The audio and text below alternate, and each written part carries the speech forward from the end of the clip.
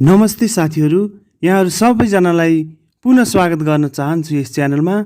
साथीहरू, आजको विषयवस्तुले यहाँहरूलाई भरपूर सूचना दिनेछ भन्ने विश्वास मैले लिएको छु। आउनुहोस् आजको विषय सुरु गरौँ। म्यानुफ्याक्चरिङ सेक्टरतर्फको भाषा परीक्षाको मिति EPS शाखाले आज सार्वजनिक गरिसकेपछि EPS शाखाको वेबसाइट एकदमै स्लो छ। खुलिहाले पनि तालिका हेर्न सक्ने नै छैन। त्यसकारणले जति साथीहरू यतिखेर भाषा परीक्षाको तालिका सार्वजनिक भइसकेपछि आफ्नो सिम्बल नम्बर कहिले कुन मितिमा पर्यो र आफ्नो परीक्षा कहिले हुनेछ भनेर एकदमै कौतूहल भएर बसिरहनु भएको छ। मलाई पनि धेरै साथीहरूले सोधिरहनु भएको छ। म यहाँहरूलाई यो भाषा परीक्षाको आफ्नो सिम्बल नम्बर, आफ्नो नाम बाट कसरी खोजेर आफ्नो कहिले पर्यो भनेर हेर्ने तरिका के हो त भनेर म तपाईहरुलाई यहाँ सिकाउन गइरहेको छु। र पक्कै पनि यो भिडियो जुन मैले तपाईहरुको लागि तयार गरेको छु तालिका हेर्नको लागि, पक्कै पनि यसले तपाईहरुलाई सहयोग गर्छ भन्ने विश्वास मैले लिएको छु। सर्वप्रथम यो मैले एउटा लिंक कपी गरेर ल्याएको लिंक हो। यो चाहिँ गुगल ड्राइभमा चाहिँ उपलब्ध छ।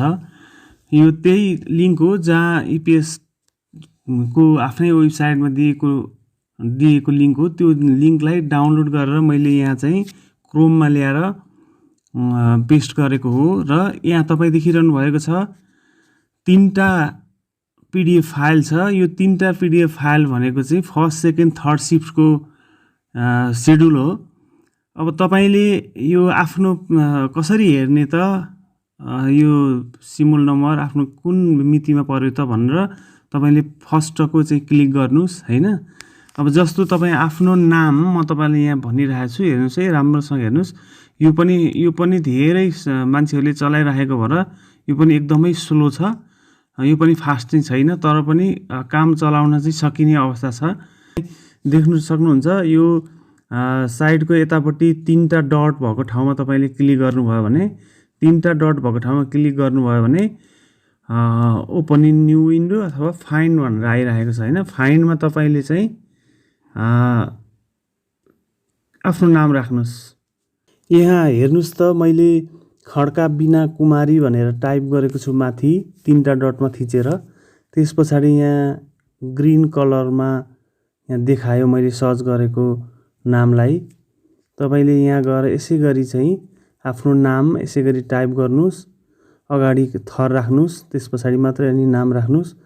यसै गरी चाहिँ यहाँहरूले आफ्नो नाम यसरी तीनटा डटमा थिचेर फाइन्डमा जानुभयो भने सर्च गर्न सक्नुहुन्छ।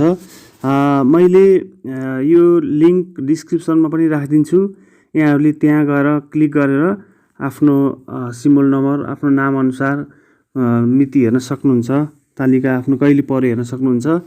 र यहाँहरूलाई आवश्यक केही सहयोग चाहिएमा मलाई हाम्रो पेजमा मेसेज गर्न पनि सक्नुहुन्छ, फेसबुक पेजमा। त्यस्तै गरी कमेन्ट बक्समा पनि कमेन्ट गर्न सक्नुहुन्छ। सहयोग केही चाहिएमा, जिज्ञासा केही भएमा यहाँहरूले राख्न सक्नुहुन्छ। अहिलेलाई भिडियो यति गर्छु।